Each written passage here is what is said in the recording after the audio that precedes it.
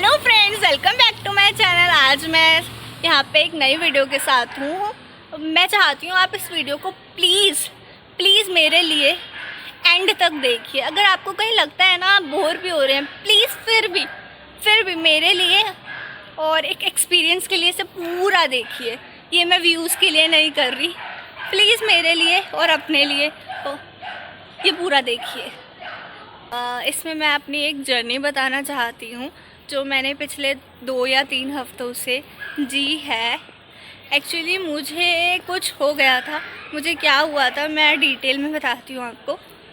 मुझे ना over thinking की बहुत आदत है और उस टाइम मेरे पास कुछ महीनों से बहुत ज़्यादा स्ट्रेस था और मैं किसी बात से बहुत ज़्यादा हर्ट थी और काफ़ी चीज़ें थी, काफ़ी प्रॉब्लम्स चल रही थी इकट्ठी साथ में। और मुझे ओवर थिंकिंग की भी आदत है, जो मेरी आदत आई थिंक काफ़ी पुरानी है। फिर उस ओवर थिंकिंग ने मेरे माइंड को पूरा अपने अंदर समेट लिया एक तरीके से। कुछ 3 दिन मैं सोई नहीं। मुझे ऐसा लगा मैं सोई नहीं, बट मैं सो तो रही थी, बट मैं सोते हुए भी मेरा दिमाग 24 घंटे सोच रहा था, जिससे मेरी आइज़ पूरी स्वेल हो गई थी और मैं बहुत रेस्टलेस फील करने लगी थी और मैं सो ही नहीं पाती थी। जब इंसान सो नहीं पाता ना, वो बहुत गंदी प्रॉब्लम होती है। मैं पूरी रात ये सोचती रहती मैं ऐसे सोऊं, मैं कैसे सोऊं, मैं ऐसे सो पाऊँगी, मैं ये कर लेती हूँ, मैं ये देखते देखते सो जाऊँगी, मैं भगवान जी का कुछ जाप वाप कर लेती हूँ, नाम ले लेती हूँ, बट मैं नहीं सो पाती थी। सुबह हो जाती थी, सब सो के उठ जाते थे, मैं नहीं सो पाती थी। ये पहले तो मुझे मजाक लगा, मुझे लगा नहीं आ रही होगी नींद, कोई नहीं, पहले भी हो जाता था। फिर ऐसे करते करते 3 दिन हो गए। 3 दिन के बाद मॉर्निंग में मेरी बेस्ट फ्रेंड आई। उस टाइम पे मुझे थोड़ा स्टोमक इन्फेक्शन भी चल रहा था 1 हफ्ते से, तो उससे भी मैं बहुत ज़्यादा परेशान थी। तो मैंने उसे बोला यार बहन मुझे ना अपने घर ले चल। मैं अपनी मम्मी को भी नहीं बता रही थी कि मुझे नींद नहीं आ रही। फिर उसके बाद मैं उसके घर गई, मैं वहाँ पे रुकी, मैंने पूरा दिन मूवीज़ वगैरह देखी और मज़े करे। मैं ठीक थी, मेरा पेट का इन्फेक्शन ठीक हो गया था, मैं बेटर हो गई थी, बट मुझे उस रात को भी नींद नहीं आई। 1 दिन रुकी, नींद नहीं आई। उस दिन भी सीरियसली नहीं लिया मैंने कहा चलो ठीक है आपकी बार आज देखूंगी। नेक्स्ट डे हमने 4 मूवीज़ देख ली कि थक जाएंगे, अब तो नींद आ जाए। फिर मैं सोने की कोशिश की, फिर मुझे नींद नहीं आई। फिर उस दिन मैं इतना परेशान हो गई, मुझे आदत थी कोक पीने की, मैं बहुत कोक पीती थी, मैं डेली 2 कोक पीती थी और मैंने उससे 10-15 दिन पहले ही छोड़ी थी। तो मुझे ऐसा लगा कहीं मेरे को कैफीन की वजह से तो नहीं हो रहा। मतलब उस टाइम दिमाग में कुछ भी आता है कि हमें नींद क्यों नहीं आ रही, हमें दवाइयों का साइड इफ़ेक्ट हो रहा है, हमें कुछ इनटेक नहीं लिया हमने, जो हम लेते हैं उसकी वजह से हो रहा है। फिर मेरे पास कोक पड़ी थी, मैंने थोड़ी सी कोक पी, आदत छूट चुकी, कोक पीने का मन भी नहीं था, कोक पी। मेरी फ्रेंड सब उसके घर में सब सो रहे थे, मैंने वो पी। फिर मैंने सोने की फिर से कोशिश की। आई थिंक शायद मुझे नींद आ गई 1-2 मिनट के लिए। फिर जब मेरी आँख खुली तो मेरे को ऐसा फील हुआ कि जो मेरे साथ, जैसे मैं ऐसे करवट ले रही हूँ, फिर ऐसी करवट ले रही हूँ, फिर ऐसी करवट ले रही हूँ, मैं सब कुछ सोच रही हूँ।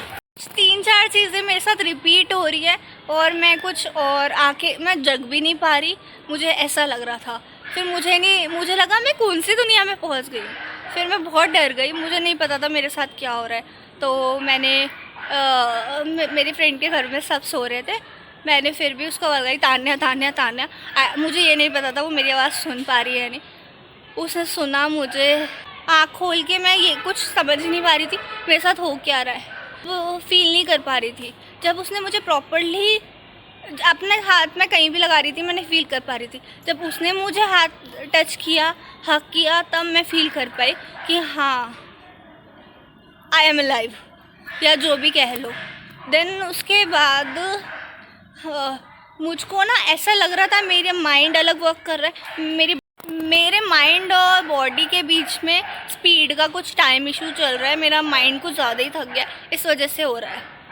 तो मैं बहुत रेस्टलेस थी, मुझको बहुत बेचैनी हो रही थी, बहुत ज़्यादा, कुछ ढंग से नहीं कर पा रही थी, मुझे घबराहट हो रही थी।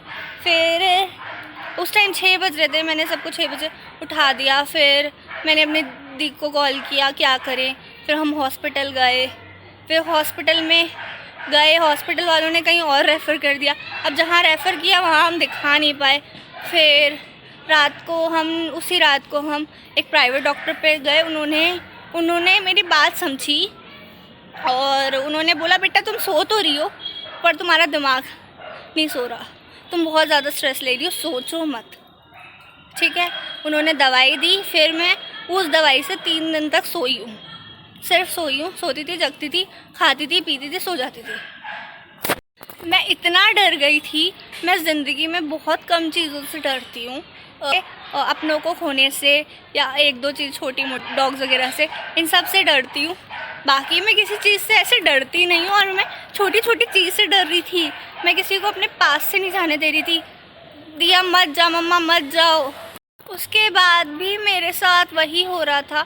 मैं बहुत ज़्यादा रोने लग गई थी। मैं छोटी छोटी बातों पे रो रही थी और मेरा माइंड और बॉडी में मुझे फिर डिफरेंस लग रहा था और मैं बहुत ज़्यादा अजीब हो गई थी। मैं बच्चों की तरह बात करने लगी थी, जो कि मैं कभी कभी करती हूँ ऐसे अपनों के सामने, बहुत प्यार से वैसे मैं बात कर रही थी।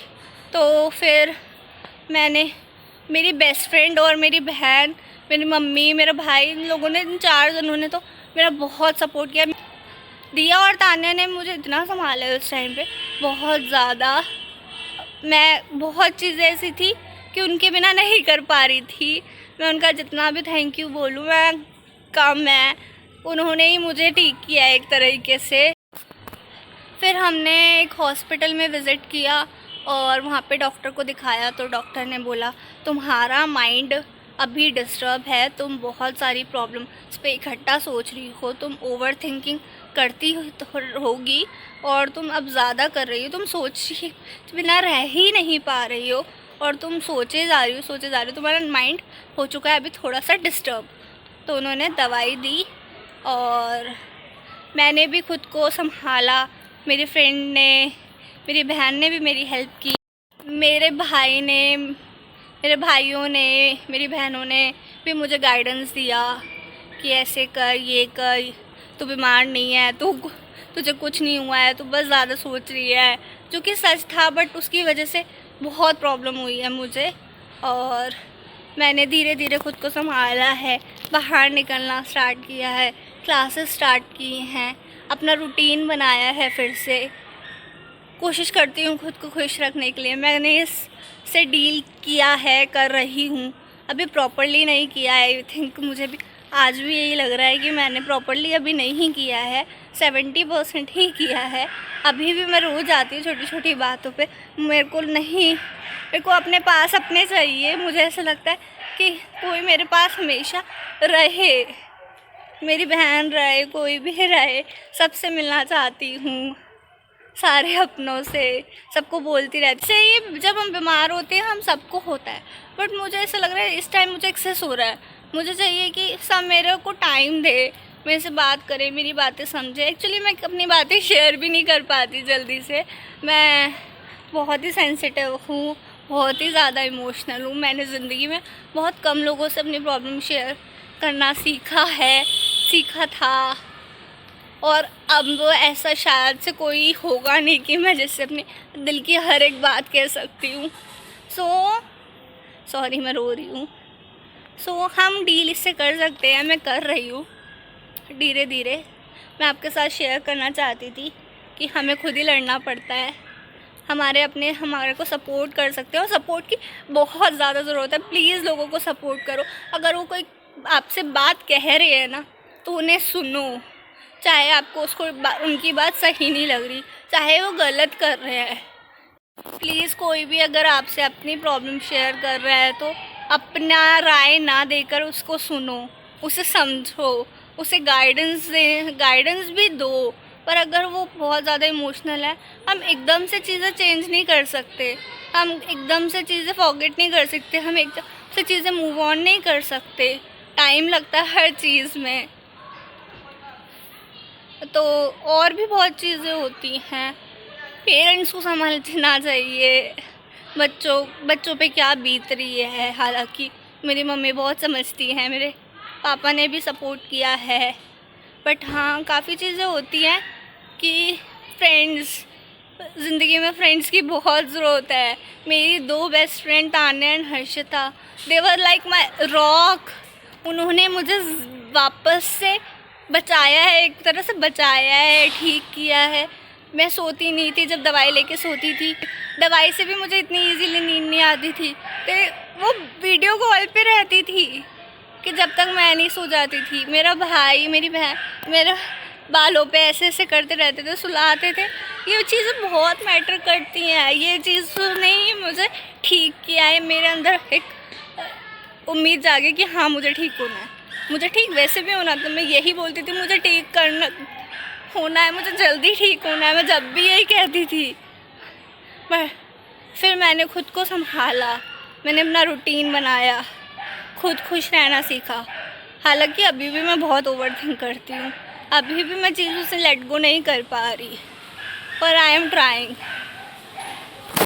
मेरी फैमिली कॉल्स पे रहती थी काफ़ी टाइम तक, मेरे से कॉल्स पे बात करती थी, वीडियो कॉल्स कि तो ठीक हो जाएगी, तो हंसते। एक दिन मैं बहुत ज़्यादा ऐसे बीमार सी थी, जिस दिन मुझको हॉस्पिटल जाना था, उससे डॉक्टर के जाना था, उससे एक दिन पहले मैं रो रही हूँ। मैं पता नहीं क्यों रो रही हूँ, मैं बहुत ज़्यादा रो रही हूँ, और वो वीडियो कॉल पे मुझे हंसा रहे हैं। तो thank you each and everybody जिसने मुझे इस जर्नी में सपोर्ट किया, चाहे इतना सा चाहे बहुत ज़्यादा। सबको थैंक यू गॉड। मेरे लिए ये शेयर करना बहुत इम्पोर्टेंट था। ये मेरी लाइफ की सबसे टफ, सबसे अच्छी, मतलब एक होता है ना एकदम लो से राइज होना, वो था। तो ये मैं शेयर नहीं करती तो हो ही नहीं सकता था, तो मैंने सोचा था कि मैं ये शेयर करूँगी। और मेरी हेल्थ अपडेट अभी की, मैं काफ़ी हद तक ठीक हूँ, अभी भी रो जाती हूँ, बस रोने वाली प्रॉब्लम बाकी है अभी मेरी। रोने और हंसती तो मैं वैसे भी बहुत ज़्यादा हूँ, रोने वाली बहुत ज़्यादा रोने की कभी किसी पॉइंट पे, वो मेरी अभी बाकी है। मैं 70-80% ठीक हो चुकी हूँ, और मैं अभी दवाइयाँ ले रही हूँ। अभी आई थिंक मुझे एक बार डॉक्टर पे विज़िट करना है, अब डॉक्टर बताएंगे मेरी आगे दवाइयाँ चलेंगी या नहीं। आई होप, प्लीज़ प्रे करना कि दवाइयाँ ख़त्म हो जाए और बोल दे आप बिल्कुल ठीक हो। मैं नहीं लेना चाहती दवाई, मैं चाहती हूँ मैं ऐसे ही मैं खुद को ठीक कर रही हूँ तो हो ही जाऊँ। Thank you for watching this video, bye bye. अब जल्दी, शायद इस वीडियो के एक दिन बाद या फिर कुछ घंटों बाद ही मैं दूसरा व्लॉग अपलोड करूँगी। मेरी उस जर्नी के जस्ट बाद वाली वीडियो है कि मैंने खुद को कैसे ठीक किया, मैं क्या क्या करती थी, उसके बाद मैंने क्या क्या किया। So be with me, thank you, bye bye.